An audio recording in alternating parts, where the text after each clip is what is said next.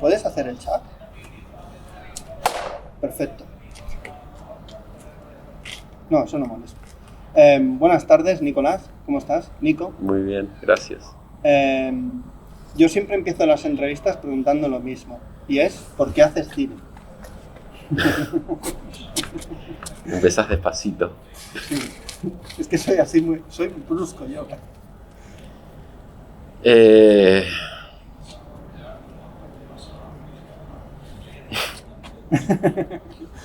Sí, la gente se toma su tiempo.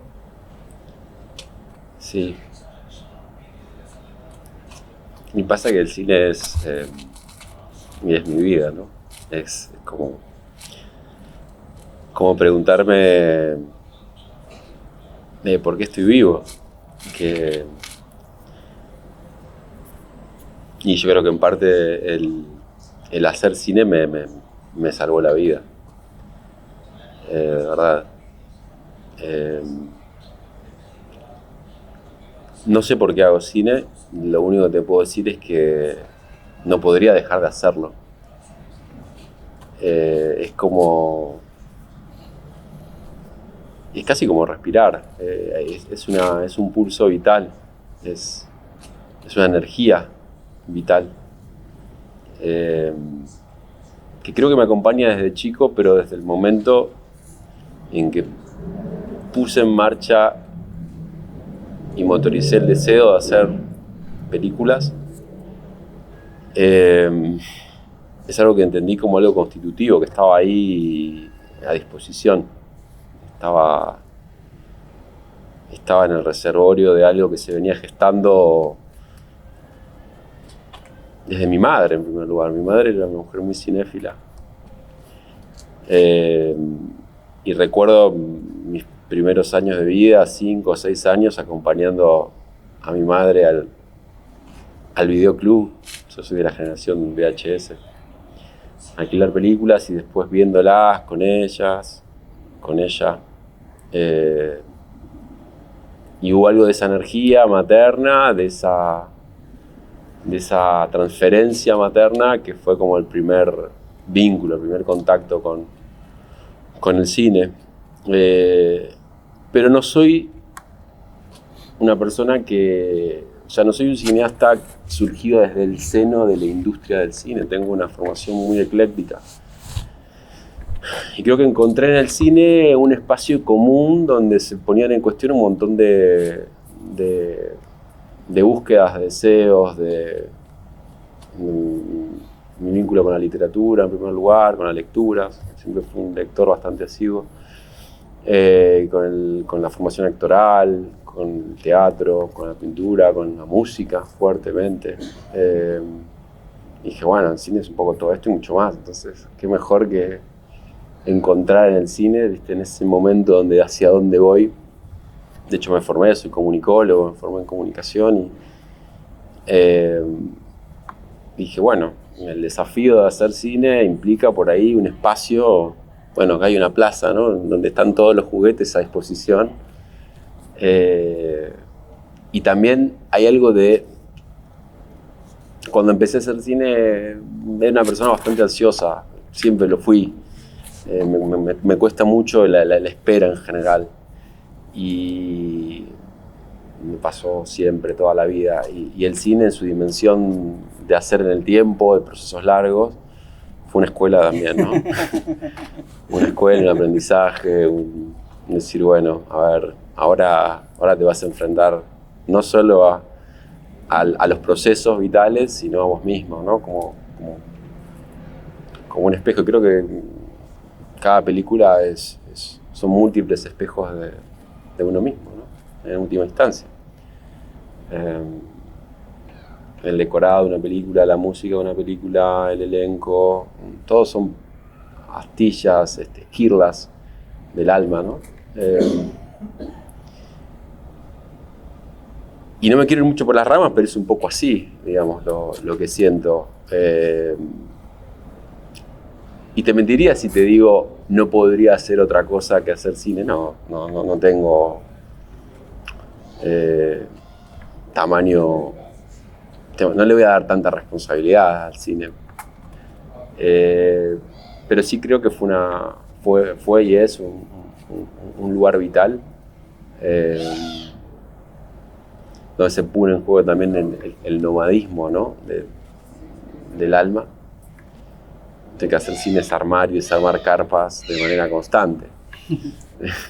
Y algo del espíritu nómade, ¿no? También eso tiene que ver creo, con mi historia de vida, de haber nacido en un lugar, haber viajado mucho de chico, haberme mudado mucho con mis padres, por el trabajo de mi padre, siempre cada 2 años una mudadora y otro lugar y un lugar nuevo y siempre ser el nuevo.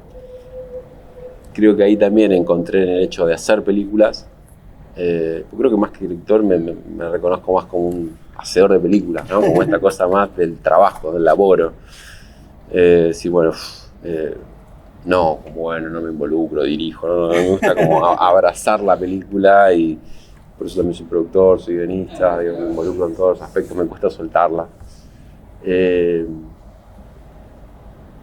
Así que creo que también hay algo de ese nomadismo germinal de mi vida que se pone en juego a la hora de pensar un proyecto y que bueno, esa cosa de no saber hacia dónde va, hacia dónde te puede llevar, ¿no? El proyecto, ya sea en términos de exterioridad como en términos primarios, subjetivos, emocionales, procesos. Y también obviamente hago cine porque tuve la oportunidad de hacerlo, ¿no? El privilegio Sí. de tener la oportunidad de estudiar. Yo vengo de una región del norte entrerriano argentino, donde obviamente no hay escuelas de cine y tampoco tuve la oportunidad de estudiar ahí, pero tuve la oportunidad que me dieron mis padres de poder viajar, estudiar en Buenos Aires, formarme, y en un momento en que también se democratizaron las políticas de fomento para primeras y segundas películas, y ahí poder hacer mi primera película, y bueno, eso también fue parte fundamental de mi proceso, estar como en el tiempo y lugar como para poder empezar a filmar y sostenerlo en el tiempo.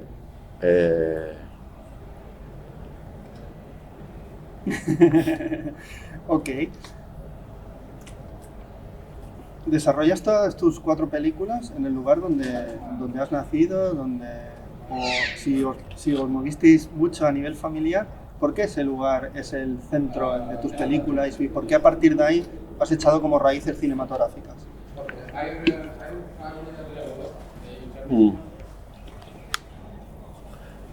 Concordia. Además, ¿qué nombre? En Sabadell hay un barrio que se llama Concordia. ¿En serio? Sí, que es el primer barrio que cuando mi madre llegó de Marruecos se asentó en ese barrio.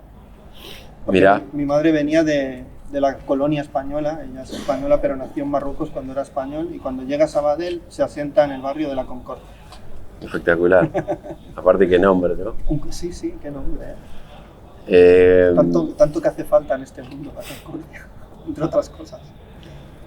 Concordia es una ciudad de 300.000 habitantes, Sí, como está Sabadell. Sobre la costa este del río Uruguay, que es un río que viene desde Brasil, bordea toda la costa de Brasil y Uruguay y desemboca en el río de la Plata. Y es la ciudad en la cual con 8 años llegué con mi familia y ahí nos instalamos. Ahí mi madre le dijo a mi viejo, bueno, acá me quedo, no quiero mudar más, ya estamos hace 8 años girando. ¿Te molesta eso? No. Y bueno, y ahí se quedó, y yo soy el mayor de 4 hermanos, con lo cual pude hacer casi la segunda mitad de mi escuela primaria, la secundaria, años importantes de la vida. Y mi madre se quedó viviendo ahí, en Concordia. Y yo creo siempre que el lugar de la madre es un lugar muy importante para los hijos, ¿no? Es el lugar donde siempre vamos a volver. Entonces yo siempre digo, bueno, uno es no donde está, sino del lugar donde uno quiere volver, el lugar donde uno vuelve, ¿no? Entonces hubo algo ahí de motor, también primario, haciendo honor a la madre como pionera también del inicio de mi deseo por hacer cine. Marco. ¿Puedes volver a hacer? Sí. Concordia. Ahí nos asentamos y cuando empecé a concebir la posibilidad de hacer películas, automáticamente me empezaron a venir imágenes, sonidos, historias, recuerdos, memorias de esa región, que es mi pueblo, el lugar de mis amigos, de mi familia, de mi madre. Es una ciudad muy popular, pero al mismo tiempo muy, muy bella, muy, muy linda en su contorno, con una naturaleza que se impone, ríos, bosques, selva en galería, pero sobre todo había algo de la configuración social de la ciudad que me entusiasmaba, ¿no? Algo de una ciudad de muchos contrastes, de muchas desigualdades, de mucho talento también. Y una ciudad nómade, que tenía que ver un poco con mi infancia, porque es una ciudad de fuerte raigambre citrícola. Y el trabajador citrícola, ya sea del arándano, del limón o de la naranja, trabajan más por temporadas, ¿no? Son trabajadores golondrinas, justamente. Que pasan, se quedan, trabajan un tiempo y se fueron generando como asentamientos a lo largo de la historia, producto también de haber sido una ciudad industrial en el siglo XIX y hasta mediados del siglo XX, fuerte en ganadería, y luego de la etapa de destrucción de la industria nacional quedó fuertemente ese mercado. Y entonces generó como una configuración social que, sumado al núcleo duro de la ciudad, que siempre fue muy aristocrática, vinculado con la historia política argentina de fin del siglo XIX, armaban en una ciudad donde todo se mezclaba, ¿no? Ahí, una ciudad chica. Y además es una ciudad muy gaucha, muy solidaria, muy, muy amena con el darse, muy dada. Es una sociedad muy dada, donde levantás un ladrillo y aparece un personaje, literalmente. Y eso también me facilitó muchísimo el trabajo. Obviamente que conocer la ciudad en detalle y demás fue clave. Y creo que también fue una excusa para volver a empezar a filmar, para seguir en contacto con ese lugar, que es una especie de... Wells hablaba del Rosebud, ¿no? Ese lugar en el cual uno vuelve de manera simbólica, Tumacondo, regalo simbólica. ¿no? Tumacondo. Ponele, sí. Concordia es un poco eso. Es esa zona, ese pequeño trineo que está ahí, que en vez de tener nieve tiene mucho sol y mucho verano. En constante movimiento, y al cual siempre, ya sea por necesidad o por simple deseo o vocación, me atraviesa, no sé, hay algo ahí que no puedo evitar, ¿viste? Es del orden del inevitable. Siempre que me pongo a escribir, automáticamente me vienen zonas y regiones de la ciudad. Más allá que después el proyecto se termine, ¿no?, desarrollando ahí. Ahora van 4 películas, puede venir alguna más. De hecho tengo un guión nuevo donde nuevamente está situado ahí. Y a veces pienso que es como una condena, ¿no? Necesito salir de esta cárcel. No. Pero al mismo tiempo es algo que siento como muy, muy orgánico, muy natural y muy vívido. Con el desafío quizás mayor, que creo que quizás en esta última película está un poco más cerca de ello, de constituir lo local o sea, vincularlo con lo universal, ¿no? Sí. Como, Bueno, la idea esa de si hablas de, aunque sea local, muy pequeño, pero si hablas de lo humano, ya es universal. Bueno, universal o grande, ¿no? O sea, no hace falta. Para mí el paisaje no. Lo que define mucho la condición humana es la propia condición. total. El paisaje puede ser un paisaje maravilloso o que a ti te gusta mucho, pero tú puedes no relacionarte bien con ese paisaje. Porque todo lo importante es lo que pasa adentro, no lo que pasa afuera. No sé. Sí, claro. Sí, obviamente. Sí, por eso mismo cuando pensaba en el porqué de ese lugar y bueno, un poco lo que nos pasa también a los exiliados, ¿no? Por más que sea un exilio interno, no deja de ser un exilio, Sí. ¿no?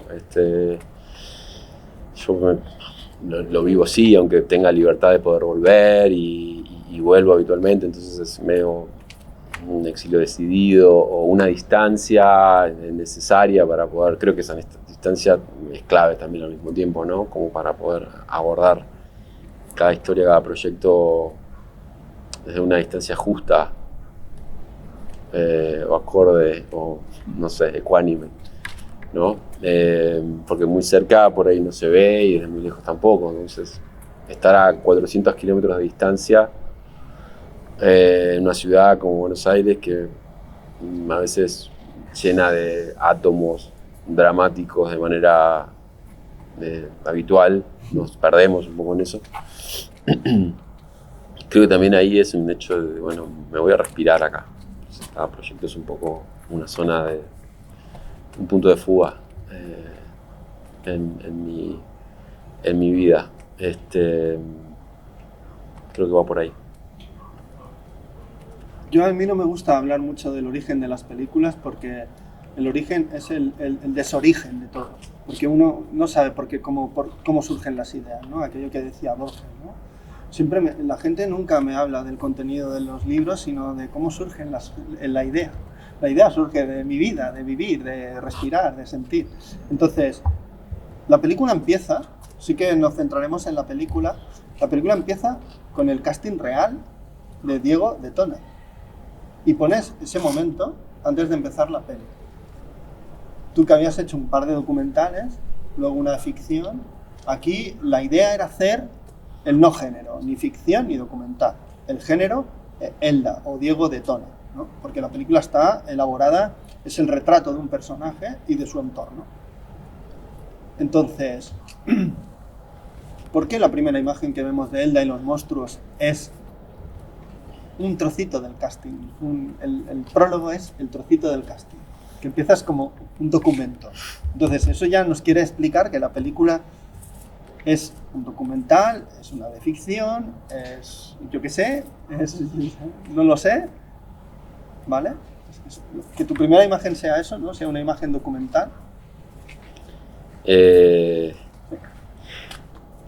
Documental, pero al mismo tiempo un casting es una instancia de pura ficción, ¿no? Totalmente. Porque está el dispositivo a tope, ¿no? Si hay un momento en el proceso de hacer una película donde el dispositivo se explicita en todas sus dimensiones, es una audición. Pero lo interesante como proceso, porque coincido con vos, creo que el origen de las películas, Yo qué sé. no sé dónde están. Podemos como decir un montón de cosas, pero en última instancia van a ser un cassette que se enciende y que se apaga, ¿no? Si te tengo que decir con honestidad de dónde viene, bueno, quizás en esta película en particular puedo decir algunas cosas más porque tiene que ver un poco con un proceso vital, con un momento particular de mi vida, de duelo y de duelos. Entonces es una película que de alguna manera es un tránsito de un duelo amoroso, un duelo de identidad, un duelo de estructuras. Arrancar con el casting tiene 2 o 3 motivos. Uno, y el más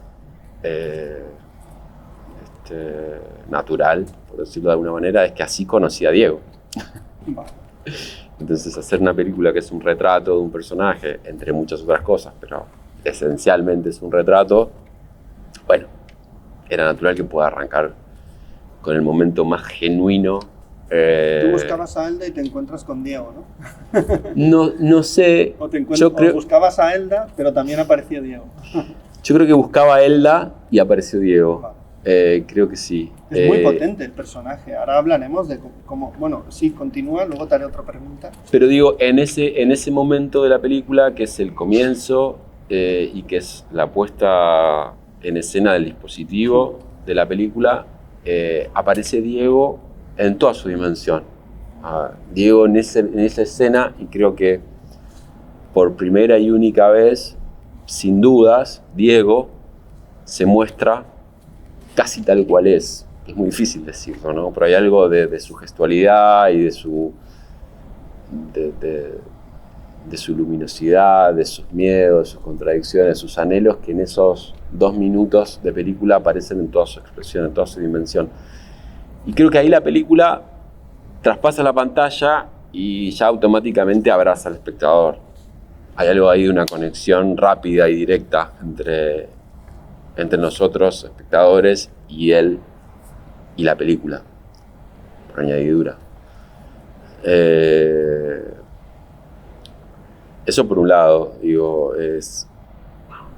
Y por otro lado, digo, si la película es en parte una transición de Diego a Elda, podríamos decir, aparecer con Diego y que Diego de repente empiece lentamente, pasando los minutos, empieza a aparecer Elda, bueno, qué mejor que arrancar con un Diego total.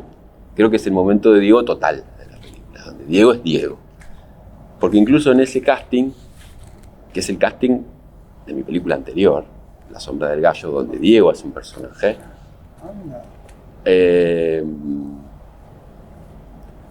vaya, ese dato lo podías haber dicho cuando en la presentación. No lo dije ayer, creo que lo dije al final, en la charla, vale. No me acuerdo. Es que yo en la charla no me quedé, porque no quiero...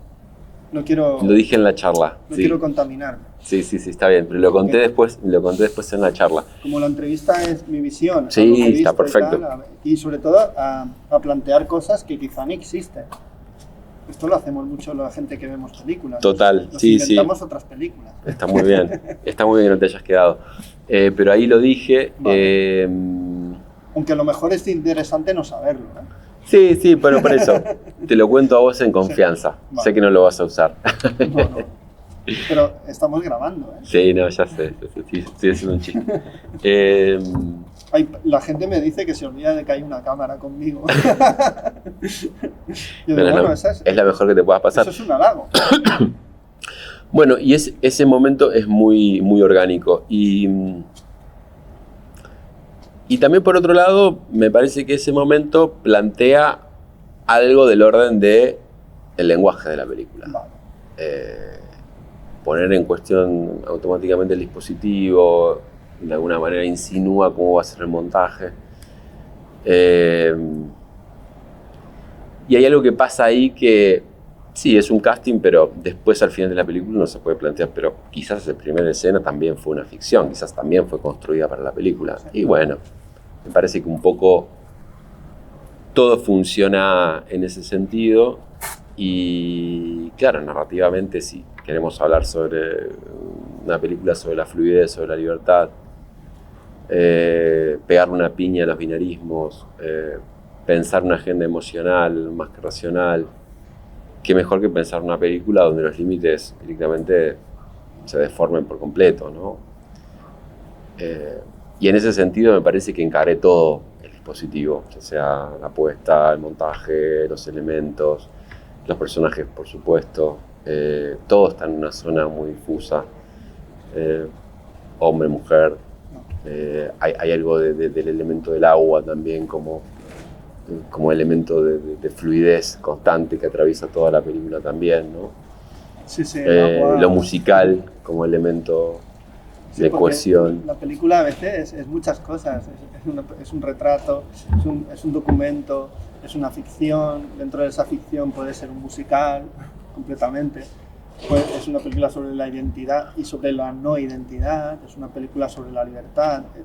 Cada parece contada por capítulos y cada capítulo es una cosa diferente, ¿sabes? Y todo en su conjunto genera eso, ¿no? Genera esa atmósfera, ese ambiente, esos personajes. ¡Wow! Y ese viaje que hacen, que es cantidad de... No sé, es como todo como muy mágico, ¿no? O sea, cualquier cosa, por mundana que sea, tú le generas esa atmósfera y parece especial.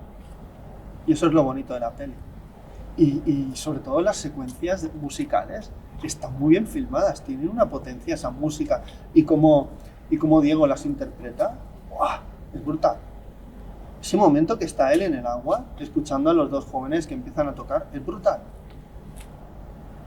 O ese momento que Diego dice, no, es que es muy torpe, no sé qué, me pone nervioso esto, te estás bosteando, no sé qué, todo este rollo. Esto conecta, a mí conectó mucho conmigo, ¿no? Porque están hablando de ellos hacia ti y de cosas que te ocurren a ti, que te están ocurriendo, ¿no?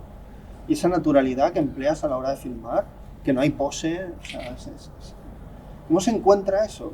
¿Cómo decide uno filmar esa secuencia? ¿Es una búsqueda o hay mucho de intuición y luego hay esa idea, pero luego se trabaja esa idea? ¿Cómo se trabaja esa idea? Porque a mí luego lo veo en una película y digo, qué bien encaja todo. Pero claro, esto es un proceso hasta llegar ahí. Tú lo has dicho, es un proceso. Yo creo que también, en parte hay algo que es clave, que es, estamos adelante de unos seres hermosos que confiaron mucho en mí y en sí mismos. Y creo que hay algo de la cercanía y del proceso previo y de lo vincular y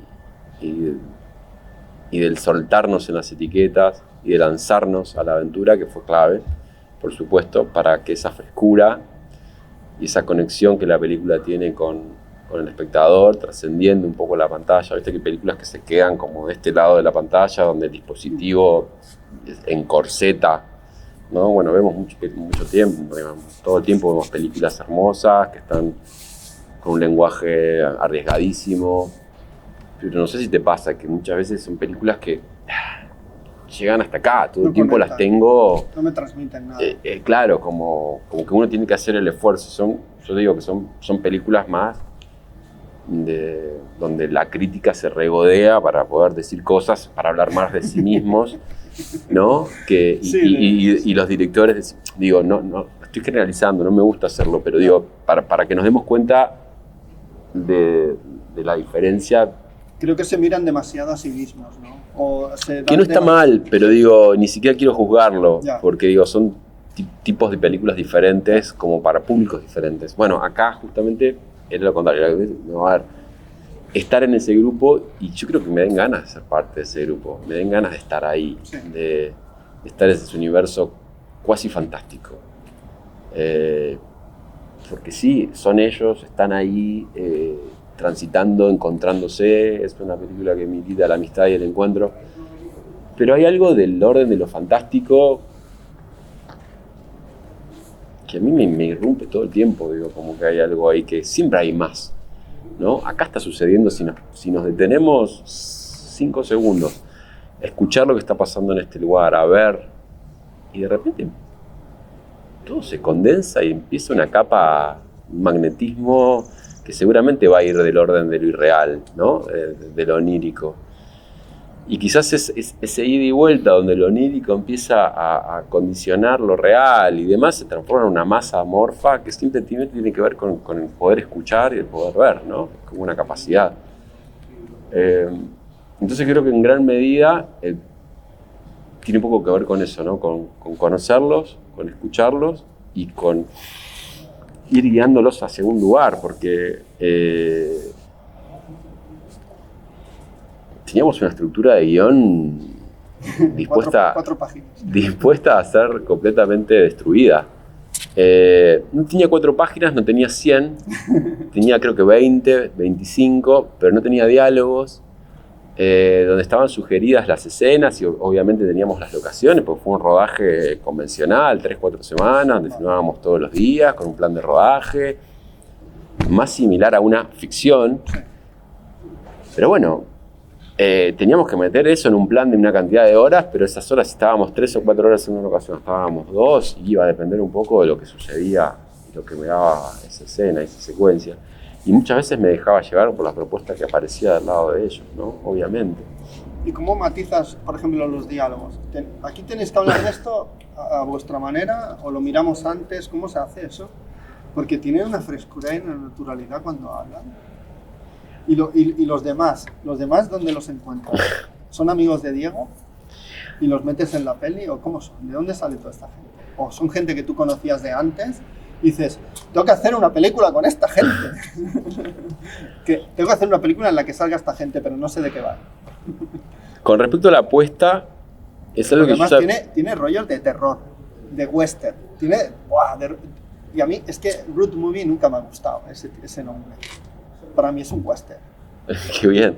El Road Movie no existe, es un western. Es un peregrinaje, una road movie a pie. Son westerns. Yo que estudié guión me pasé un año entero analizando westerns porque la estructura de guión convencional están ahí. Entonces, para mí, Road Movie no existe, es un western. En los westerns siempre hay viajes. Mirá qué bien, porque nunca lo había leído como un western. Claro. Sin embargo, mi película anterior, Sí. La sombra del gallo, es esencialmente un western. Entonces se ve que hay algo ahí nuestra que... profesora nos decía, los westerns siempre son travesías, de un lugar a otro, de una emoción a otra. Dice, ahora les llaman road movies, pero siguen siendo westerns. Con coches, pero con western. En vez de, son caballos, pero de motor. Nos decía mucho eso. Ahí va, está muy bien. A ver, dos preguntas en una. Con respecto a lo primero, que tiene más que ver con el abordaje de la puesta en escena. Sí. Y de estas personas. Sí, había algo como de una experiencia previa en mis primeras películas, que son más documentales, en donde siempre me interesó un poco que funcione dentro de un universo documental una propuesta o un dispositivo ficcional, ¿no? Entonces siempre me trataba de encontrar encontrarle la vuelta para que con una cámara poder resolver en una escena. Con el tiempo fui como perfeccionando ese dispositivo, ese método de filmar. Porque a mí me gusta filmar con una cámara, soy de la vieja escuela del cine. Y me parece, de hecho, en un momento para esta película se me ocurrió y lo charlamos con la directora de fotografía, ¿te parece que es una peli para 2 cámaras? Sí, le digo, pero yo voy a estar con una cámara seguramente y voy a estar pensando, me prefiero arriesgar, confiar en los chicos, que creo que lo van a poder hacer, van a poder repetir. Quizás no van a ser los mismos textos, pero confiaba mucho en Diego y confiaba mucho también en que el resto se iba como a ir prendiendo y en la capacidad de poder ir viendo en cada escena cómo poder resolverlo sin necesidad de tener una apuesta compleja de 2 cámaras. Entonces, la mayoría de las escenas era donde se planteaba el corazón de la escena en términos temáticos, en términos narrativos, y largábamos un primer plano, que a veces era un plano general, pero no necesariamente. A veces arrancábamos con los planos cortos y terminábamos con un general, por decirlo de alguna manera. Y cuando a mí había algo que me sonaba, que digo, bueno, la escena va por acá, parábamos y decíamos, bueno, la escena es esto, creo que va a ser esto y esto. A veces eran... Entonces empezábamos a filmar con esa idea. Pero como vos decís, hay muchas escenas donde el diálogo es central, pero hay otras escenas en donde todo sucede desde otro lugar. Entonces fue como, sentir la libertad de poder avanzar a tientas y confiar después también en que esa estructura de guión, donde el alma de la película estaba muy resuelta, porque fueron muchos años de desarrollo, con un rodaje que lo había vibrado muy bien, y después confiando mucho en la capacidad del montaje como lugar de resolución y de encuentro final del punto de vista y de la película en sí misma, me lancé a la aventura, dice Illana. Con Natalia nos conocemos desde muy chicos, somos amigos desde la infancia, y fue quien me habló de Diego por primera vez. Cuando estaba pensando en mi película anterior, La sombra del gallo, un día de noche, después de una cena, le conté que iba a hacer un casting en Concordia para buscar parte del elenco de la película. Le hablé de algunos personajes y me dijo, ¿lo conoces a Diego de Tona? Digo, no tengo idea. Bueno, me mostró unos videos donde había un personaje femenino. En ese momento Elda no existía, ni siquiera en su fantasía. Y me dice, tenés que conocer, me parece que hay algo ahí. Bueno, lo invité al casting y ahí fue que nos conocimos. Entonces ya entre Natalia y Diego, que ya tenían un vínculo, había algo ahí que yo dije, acá puede funcionar. Pero Natalia, curiosamente, llega al final del proceso. Aparece en ese comienzo, en ese germen, pero después ya se va de viaje y no la tengo más en el radar para la película. Sí aparecen después Fran Dacunda, que había sido asistente de producción en mi película anterior, y en esta también lo fue, o sea que estaba en un doble rol de asistente de producción y actor de la peli, personaje. En un doble rol que a él le resultaba muy traumático y muy complejo, pero yo confiaba mucho en lo que podía llegar a dar, porque había algo de él que se salía un poco de ciertos códigos más de la comunidad y podía como brindarme algo nuevo. Y la idea es que sea medio eso, como el confidente, el que pueda enamorarlo, el que juegue un poco a tirar desde afuera. Y él me dijo claramente, yo no puedo actuar absolutamente nada, solo lo único que puedo hacer es confiar en vos y no me pidas que me estudie ningún guión, que me lea ningún guión, no me cuentes de qué va, poneme adelante, tirame de 3 puntas y yo voy. También fue un vínculo de casi 2 o 3 años o más con Fran, casi 5 años. Fran también era muy amigo de Natalia, se conocía casi nada con Diego, pero a partir de ese vínculo ya había un tridente. Y después Anul y Calypso Summer eran muy amigos, son muy amigos entre sí, y ahí se me terminó de armar algo de la configuración. También ellos son amigos, muy amigos de Fran, y conocían a Elda. Entonces no hice un casting propiamente dicho, una audición, sino que fue más ir conociéndolos. Y al final de todo el proceso vuelve a aparecer Natalia, que se termina incorporando casi 20 días antes del rodaje, que me terminó como de cerrar un poco la idea de todos los personajes. Y creo que nos lanzamos a la aventura con una previa y un tiempo justo, porque no fue ni mucho tiempo antes como para generar una ansiedad y una energía que sobrepasara la capacidad de esa frescura que yo quería que se transmita, ni tampoco tan corta como para que, viste, no aparezca absolutamente nada. Y después hubo algo del transitar el rodaje. Eso fue clave, pensar la estructura del rodaje, del viaje, sobre todo como si fuese un viaje, la verdad. Y construimos ese personaje de esa mujer que tenía algo que ver también con un personaje de la historia de mi ciudad, de nuestra ciudad, que algunos conocimos, que otros no. Entonces ahí apareció como la dimensión mítico-ficcional de la peli. Y todos ellos tienen un bagaje espiritual muy profundo, muy sincrético, porque cada uno a su medida, ¿no? Ahí aparecía todo y era como había lugar para todo, pero todos estaban en ese viaje, todos estaban juntos en ese viaje. Y a mí me sorprendía ver que en esa cantidad de diferencias que había, podían en el motor del encuentro ser tan humanos, ¿no? Quererse tanto. Entonces ahí vuelvo a la tierra, ahí vuelvo a Concordia, a la Concordia. ¿Puedes volver a hacer el chat? ¿Sabías por dónde ibas? No sabía por dónde iba, lo único que me quedé es en esto de Concordia como otra galaxia. Vale. Entonces, ¿el proceso de montaje cómo fue? Porque si el rodaje fue pensado, estructurado, pero también improvisado, entonces, a la hora de montar todo esto, ¿cómo fue? Porque, claro, habría momentos de este trocito sí, este trocito no, esta mirada sí, este gesto sí, este no. Habría que hacer armar una película con ese rompecabezas calidoscópico, ¿no? Casi. Totalmente. La primera etapa de montaje fue la de armar una maqueta. Vale. Es como el puntapié inicial de cualquier película, en el cual, bueno, dijimos, vamos a ver si hay algo del guión que funciona. Entonces armamos una primera versión respetando lo más posible la versión guionada, con todos los matices que implica la versión guionada, en escenas que filmamos que no estaban, por supuesto, cuando ya la música ya estaba producida en gran parte y tuvimos que incorporarla, que estaba sugerida en el guión, pero a medias tintas.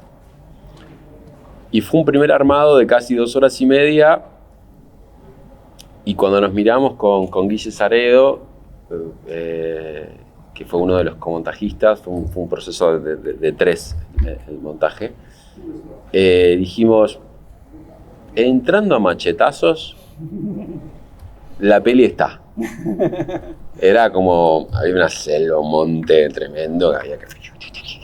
Pero ya hay algo que en ese primer armado se transmitía el corazón, que tenía que ver con el encuentro de esos 4 amigos y toda la conexión que la película transmitía, ¿no?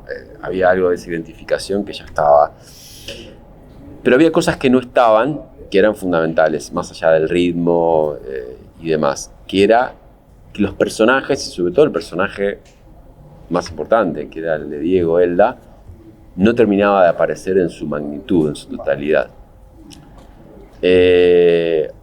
Entonces el gran desafío del montaje, más allá de afinar los tiempos, pues sabía que el viaje iba a terminar funcionando, porque sabía que estaba ahí, el retrato estaba, porque el material estaba, pero era encontrar a Diego. Y ahí volvemos a la primera pregunta, ¿no? Porque Elda se imponía, por supuesto, con toda su dimensión, con todo su... ¿Por qué tenía que aparecer Diego? ¿Por qué tenía que aparecer Diego? Porque Diego es el alma de la película. Porque uno piensa la película y luego hace la película que puede, ¿no? Sí. Uno siente la película y cuando la va a realizar hace la que puede. Porque se parece un poco a la que piensa y siente, pero sí. No mucho, ¿no? Bueno, pero justamente yo quería hacer una película sobre Elda y sentí la necesidad de que aparezca Diego. Vale. Porque Elda se estaba comiendo a Diego. Vale. Y había algo de ese personaje, de esa identidad dual que tenía que estar representada en toda su magnitud. Entonces ahí apareció un truco. Me di cuenta que había poco material de Diego y mucho material de Elda. O mucho material de un Diego atravesado por Elda. Cuando hablo por Elda digo por ese personaje con una dimensión más escénica, más extrovertida, más de superficie, sí, aparecía más femenina. Aparecía Hyde y no el Dr. Jekyll. Pero lo curioso es que el lado femenino de Diego, o de Elda, lo encontraba más en Diego que en Elda. Y veía mucho en Diego y en Elda su zona más masculina, más patriarcal, más impositiva, más de encare. Fíjate las contradicciones, totalmente, ¿no? Como la vida misma. Como la vida misma. Entonces dije, wow, cuando me di cuenta de eso, digo, a buscar a Diego. ¿No? Y me di cuenta, filmé muy poco a Diego, digo, ¿entendés? No, te quiero, pero quiero estar solo. Eres la persona de mi vida, pero quiero estar solo. Bueno. La contradicción más natural del mundo. Ahí está. Ahí está. Porque estamos en una especie de limbo siempre. Y en ese limbo es un enfrentamiento entre lo que queremos, lo que deseamos y lo que no queremos y no deseamos. Y pueden ser las mismas cosas, o las mismas personas. Por supuesto, y lo que somos en última instancia. La película también forma parte de ese tronco, ¿no? de ese conflicto que hay constante entre Diego y él. Y entre el propio interior de Diego y el propio interior de él. Que fíjate que en la película terminan, porque el personaje es un poco así, transitando de una manera muy fluida. Sí, no hablamos del género fluido de una manera... Es lo que te decía, todo contado con mucha naturalidad, no hay negrura, no hay oscuridad. Bueno, la hay, pero no de esa manera que a lo mejor no sé, ¿sabes? Como si o sea, hay conflicto, hay oscuridad, pero no tremenda, ¿sabes? Estamos muy, y ahora vuelvo al montaje, pero muy seteados y muy acostumbrados a ver cine de la comunidad LGBT o de personas trans, situaciones de minoría, en donde el foco siempre está puesto en el conflicto de la víctima. Ya. Y hay un machaque constante sobre eso, donde se han hecho obras, muchas muy hermosas también y muy valiosas, por supuesto. Pero a mí me interesaba otra cosa, me interesaba hacer una película que pueda trascender un poco esas fronteras y no poner la energía en el lugar de la víctima, en el lugar del conflicto, en el plot constante de, ¿no? El vínculo, el conflicto de lo vincular, con la familia, con el cuerpo, con lo sexual, el personaje retorcido, las dificultades de clase. Por supuesto que existen, por eso no quiero decir que estoy como poniendo la espalda a una realidad que existe, ¿no? Por supuesto, está más claro eso, digo. Por eso la escena de inicio, saliendo de la fiesta, y esa primera escena donde la película sugiere, ok, esta película va a ir para ese lado, dos chicos que se la quieren llevar, está cerrado, ¿qué se viene acá? Se viene todo muy oscuro, y de repente la película se empieza a expandir hacia otro lugar, ¿no? Bueno, eso, que fue muy premeditado, fue un poco jugar un poco desde el montaje también con esa referencia, ¿no? al cine. Digo, ¿por qué no tener la oportunidad de iluminar de verdad esta realidad? Porque aparte, ¿por qué no? Digamos, sí, fue algo como muy natural. Por supuesto que Diego tuvo una infancia difícil, por supuesto que Calipso tuvo una infancia difícil y una realidad también. Por supuesto que Fran tiene una vida complicada y compleja, como muchos. Pero ¿qué ganaba yo contando una vez más sobre eso? Sí, era una película más. ¿A dónde me habilita eso? ¿Hacia dónde me lleva? Hacer una película más vitalista también, ¿eh? Venía a hacer una película difícil y oscura, que fue La sombra del gallo, donde me metía con un femicidio, con una historia densa, compleja. Dije, quería salir de ahí. Sí. Quería salir de ahí, quería llevarme. Querías ir a otro planeta. Me quería ir a otro planeta. Totalmente. Y hay alguien que me dijo, hay algo de ese grupo que parece unos amigos del futuro, ¿no? Como hay algo como una utopía posible, ¿no? De humanidad posible. Sí. Bueno, en algunos lugares del planeta habrá ese tipo de posibilidad, en otros no. Pero vayamos a pensar en los que sí, porque hay en otros que están como condenados al terror y a la violencia, ¿no? O sea, hay lugares del mundo que desgraciadamente no salen por X intereses económicos, no salen de esa oscuridad, terror y violencia. Pero hay en otros lugares donde es posible la utopía, ¿no? Sí, yo creo que sí. Y de encarar la vida de otra manera, como hacen estos 4 extraterrestres. Plagado de violencia en este momento. Sí. Estamos en un mundo en guerra, sí. Europa en preguerra, un discurso del odio que cada vez está más presente en los medios. Tu película en ese sentido, en la Argentina de ahora no se podría hacer, ¿no? ¿O es la última película de un tiempo que...? Eso es probable. Vale. Eso es probable, pero bueno, tiene que ver también con condiciones de la producción puntual de este momento en Argentina. Y pseudo... En ese sentido es revolucionaria tu peli. No sé si tanto, yo creo que sí conlleva un gesto político. Sí, es una peli que por su coyuntura se ha generado una idea política sobre la peli. Eso seguro, creo que la película guarda un gesto político, sin lugar a dudas, sin explicitarlo. No, para nada. Que creo que me parece lo más interesante, es que no hay una bajada de línea o una etiqueta puesta en remarcar cuál es el gesto político de la película. Algo que me costó mucho porque, yo hice una película fuertemente política, que fue mi primera peli, y tengo una película, o sea, a mí me interesa el cine político, me interesa... Pero se puede abordar como tú en esta película, desde la vida, desde lo humano, desde lo íntimo. Claro. ¿Por qué no? Claro, es que quizá es la película más política que has hecho sin pretenderlo. Puede ser. Porque cómo encaran estos personajes la vida, o estas personas la vida, también es un acto político. No solo hay que ir a manifestaciones y enarbolarse en banderas y en discursos antiguos, sino hay que tener una actitud ante la vida. O sea, no se puede... Yo a veces digo, sí, tú votas de izquierda, pero vives como un burgués. ¿A mí de qué me vale? No, votar de izquierda y vive de una manera humilde, sencilla. No, como un burgués. Entonces, ¿de qué me vale a mí? Porque lo que importa es la acción, no el gesto de votar, que eso es nada. Es la acción cada día, ¿no? Y estas personas, las de tu película, tienen esas acciones. Coincido. Sí. Qué bueno que lo hayas podido Sí, porque vivir de esa manera. hay películas que se enarbolan de políticas y luego son súper aburridas, no transmiten nada. Están muertas. Y creo que es la actitud que tienen ante hacer... Tú puedes hacer una película sobre la historia de un político y ser muy aburrido y no transmitir nada. Puedes hacer una película sobre 4 personas que hacen un viaje a pie y puedes transmitir mucho más sobre lo que significa la libertad, la identidad, el tener la valentía de hacer las cosas, que eso la mayoría nos falta.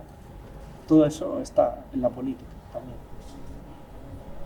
Ahora, para terminar, quiero que me recomiendes una película que hayas visto hace poco y te haya encantado. Y si me recomiendas un cineasta argentino, también te lo agradecería muchísimo, porque Argentina es un lugar donde nacen, crecen y se reproducen muchos cineastas y siempre es interesante. Como buen entrerriano, que es mi región, el lugar que amo y en el que espero poder seguir filmando y haciendo películas, te voy a recomendar 3 cineastas entrerrianos, 3 películas de esos cineastas que seguramente conoces y si no, no. Una es Celina Murga, la primera es una mujer. Me suena, no sé si he visto algo. Que tiene 4 películas, está a punto de estrenar su última película pronto. Su última película se llama La tercera orilla. Un título llamativo ya por sí. Porque bueno, ahí hay muchos puntos en común. Primero porque ambos somos entrerrianos exiliados y porque hay algo de los temas que también nos ponen como muy en común, ¿no? ¿La segunda? La segunda película que te voy a recomendar es de un director entrerriano que se llama Maximiliano Schoenfeld, Vale. No, también colega mío, que se llama Jesús López. La película.